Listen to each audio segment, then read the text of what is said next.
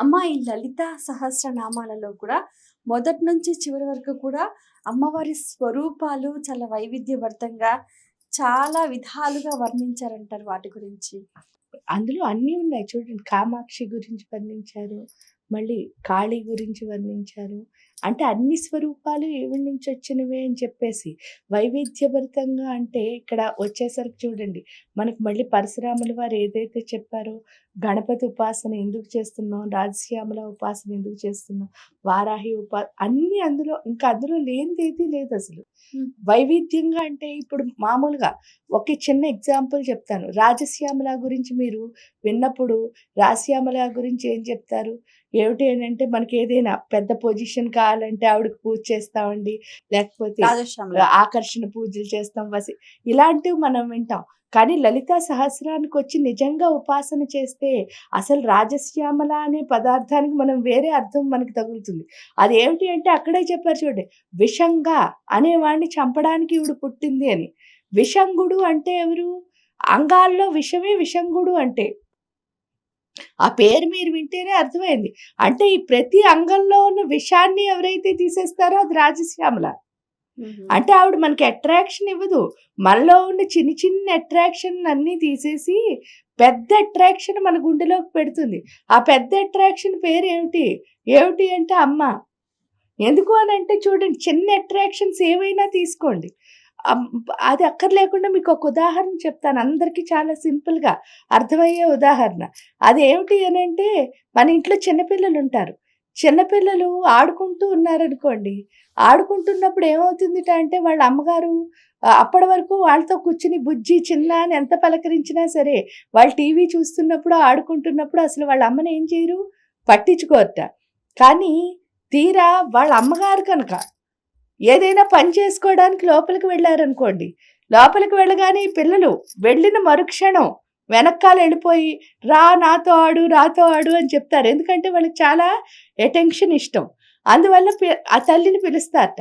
పిలిచినప్పుడు ఆవిడ పనిలో మధ్యలో ఉందనుకోండి, ఈ తల్లి ఏం చేస్తుందిట అంటే ఆ పిల్లలకి ఏ చాక్లెటో బిస్కెట్టో ఫోనో టీవీయో ఏదో ఇచ్చి కూర్చోబెడుతుంది. చాలామంది పిల్లలు వాటిని తీసుకుని ఏం చేస్తారట అంటే ఎంజాయ్ చేస్తారట. కానీ కొంతమంది పిల్లలు మాత్రం ఏం చేస్తారట, ఇది 1% ఉంటారు. ఆ 1% పిల్లలు ఏం చేస్తారట అంటే నాకు ఇవన్నీ వద్దమ్మా, ఎవరు కావాలంటారట, అమ్మే కావాలంటారట. ఈ అమ్మే కావాలన్న పిల్లల్ని ఆ తల్లి తీసుకెళ్ళి ఏం చేస్తుందో ఒకసారి చూస్తే చక్కగా ఆవిడ చపాతీలు చేస్తుంది అనుకోండి. చిన్న పిండి బల్ల ఇచ్చి వాళ్ళతో ఒత్తిస్తూ కబుర్లు చెప్తూ ఈవిడ చపాతీలు కాలుస్తుంది. కాలిస్తే వాళ్ళు ఎంజాయ్ చేస్తారు.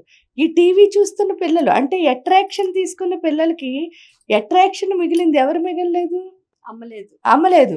కానీ నువ్వే కావాలన్న వాడికి మాత్రం అట్రాక్షన్ ఉంది, ఎవరున్నారు? అమ్మ. ఆట ఉంది, అమ్మ ఉంది.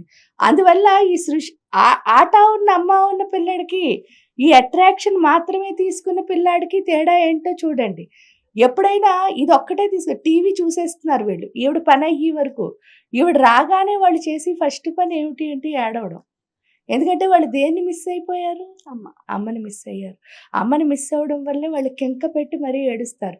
అదే కనుక వీడు వేడి దగ్గర స్టవ్ దగ్గర కూర్చోబెట్టి మీరు చేయించినా సరే వీడు ఆడుతూ నవ్వుతూ ఏం చేస్తాడు, పరిగెట్టుకుని వెళ్ళి మళ్ళీ ఇంకో పని ఏదో చేస్తూ ఉంటాడు. అంతేకాని ఏడవడు. అంటే అమ్మని మిస్ అయిన పిల్లకి అమ్మని మిస్ అయిన పిల్లకి తేడా అది. అంటే ఈ సృష్టిలో ఏదైనా పెద్ద అట్రాక్షన్ ఉందంటే అదేమిటి? అమ్మే. ఎందువల్ల అంటే నాకు అన్నీ కొని తెచ్చుకుంటానమ్మా, కొని తెచ్చుకుని నవ్వాను అనుకుంటాను. అంటే చాలా హ్యాపీనెస్ కోసం అని అన్నీ కొంటాం. కానీ ఈ సృష్టిలో ఏది తెచ్చినా సరే ప్రతి దాని వల్ల ఫైనల్గా ఏం మిగులుతుందంటే కొంచెం దుఃఖం మిగులుతుంది. అది ఏదైనా తెచ్చుకోండి. కానీ ఏడుపు రాగానే మాత్రం మైండ్లో ఒకే ఒక పదార్థం గుర్తొస్తుంది. దాని పేరు ఏంటి అంటే అమ్మ. ఆ ఒళ్ళో పడుకుని మనం ఎంత పెద్ద అయినా సరే ఏడ్చేసాం అనుకోండి, వెంటనే మనం ఎలా అయిపోతాం? ఎందుకంటే అమ్మ ఎక్కడున్నా పర్వాలే, ఒక్క ఫోన్ కొట్టి అమ్మ నాకు ఈ బాధ అని చెప్పామంటే చాలు హ్యాపీ అయిపోతాం. అది అమ్మతనంలో ఉన్న గొప్పతనం. కాబట్టి ఆ పరమేశ్వరి కనుక మనతో ఉందనుకో, మనం ఎప్పుడు ఎలా ఉంటాం? ఆనందంగా ఉంటాం. కానీ మనం ఏం చేస్తున్నాం అంటే ఇది కావాలి అది కావాలి అని తెచ్చుకుంటున్నాం. పాపం ఇస్తుంది. ఇచ్చిన ప్రతిసారి హ్యాపీ అయ్యాం అనుకుంటాం. కానీ దానివల్ల ఏమొస్తుంది పిల్లల్లా? అమ్మలేకపోవడం వల్ల ఏడుపొస్తోంది. అది మనకు అర్థమయ్యేటట్టు ఎవరు చెప్తారో అదే రాజశ్యామల. అందుకే అనాహతాబ్జ నిలయ శ్యామాభా వదనత్వయ. హుహు. అర్థమైందా? లలితా సహస్రం చదివితే ఈ విద్యల గురించి తెలియడం ఒక్కటే కాదమ్మా. మనకి బోలెడన్ని రోగనిరోధక శక్తి అన్నీ వస్తాయి. ఎందుకు అంటే మీరు చూడండి విశుద్ధి చక్రం నుంచి మొదలుపెట్టారు. విశుద్ధి చక్రలో ఏముంది రక్తవర్ణ అంటే రక్తధాతువుని శుద్ధి చేస్తారు. ఏడుకొచ్చేసరికి అనాహతాబ్జ నిలయ శ్యామాభావదనద్వయ అంటే మొత్తం 7 చక్రాల్లో 7 ధాతువుల్ని మనం శుద్ధి చేసుకొని లాస్ట్‌కి శుక్రధాతువు. ఓకే. శుక్లవర్ణ షడానన అని చెప్పి మొత్తం అన్ని ధాతువులు ఎప్పుడైతే శుద్ధవుతాయో ఈ దేహం అన్నది ఏమవుతుంది? పవిత్రం. దృఢంగా మారుతుంది. ఎంత దృఢంగా మారితే మనకంత దృఢ సంకల్పం ఉండి మనం అనుకున్నవన్నీ చేస్తాం. అంటే నాట్ ఓన్లీ అంటే ఆధ్యాత్మికంగా చాలా, కానీ శారీరకంగా కూడా మనం అంతే స్ట్రాంగ్‌గా. ఎందుకంటే అంత స్ట్రాంగ్‌గా లేకపోతే మన మైండ్ పూర్తి ఫోకస్‌గా ఉండదు. అందువల్ల లలితా సహస్రంలో లేని విద్య లేదు. మీరు ఆయుర్వేదం కావాలన్నా అందులో ఉంటుంది. లేకపోతే శ్యామా విద్య కావాలన్నా ఉంటుంది. అందుకని ఇంత వైవిధ్యంగా అంటే విభిన్నమైన బోలెడన్ని కలిసి ఒకటిగా ఉన్నదే లలితా సహస్రనామం నిజం చెప్తే. అందులో అక్కడ కూడా ఉంది చూడండి ఒక్కొక్క శ్లోకం మనకు అర్థం చెప్పుకున్నప్పుడు ఏమవుతుంది అంటే ఇది ఎలా ఉంటుంది మీకు గ్రేప్స్ ఉంటాయి.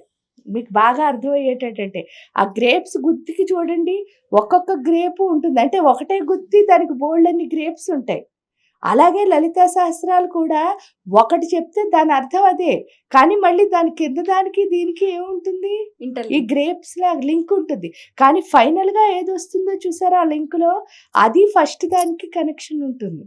అయితే ఇప్పుడు ఈ లలితా సహస్రం చదవటం వల్ల మన లోపల చక్రాస్ గూడా మనకు యాక్టివేషన్ అవుతాయంటారు. యాక్టివేట్ అవ్వడమే కాదు అందులో ఇంకోటి కూడా ఆ 7 చక్రాల గురించి చెప్పిన దాంట్లో మనకెవరైతే కడుపుతో ఉన్న స్త్రీలు ఉంటారు కదా!